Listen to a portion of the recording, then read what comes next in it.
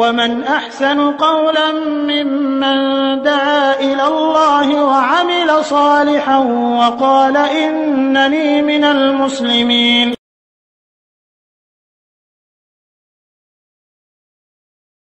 আসসালামু আলাইকুম ওয়া রাহমাতুল্লাহি ওয়া বারাকাতুহু। এক ভাই প্রশ্ন করেছেন যে মহিলারা কি মহিলাদের সালাতের ইমামতি করতে পারে? মহিলারা যদি একসাথে ফরজ সালাত আদায় করে তাহলে মহিলারা কি ইমামতি করতে পারবে? জবাবে বলবো, মহিলারা মহিলাদের ইমামতি করতে পারে। যেখানে শুধুমাত্র মহিলারাই সালাত আদায় করবে সেখানে মহিলা ইমাম হতে পারবে এবং মহিলারা জামাত সালাত আদায় করতে পারবে। দলিল হিসাবে উল্লেখ করা যায় যে একদা উম্মে ওয়ারাকা বিনতে আব্দুল্লাহ আনসারী রাদিয়াল্লাহু তাআলা আনহাকে রাসূলুল্লাহ সাল্লাল্লাহু আলাইহি সাল্লাম তার বাড়িস্থ সকলের জন্য সালাত সময়ের জামাতের ইমামতি করার নির্দেশ দিয়েছিলেন, যেটা হাদিসে এসেছে নাইলুল আওতারে পাবেন।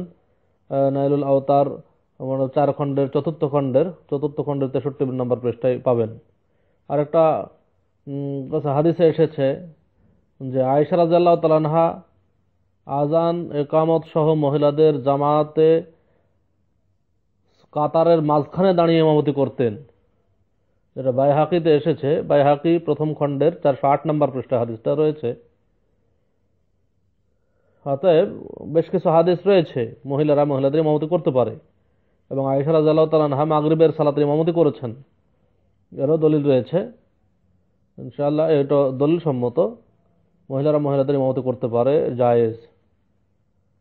আশা করি উত্তর পেয়েছেন। আসসালামু আলাইকুম ওয়া রাহমাতুল্লাহি ওয়া বারাকাতুহু।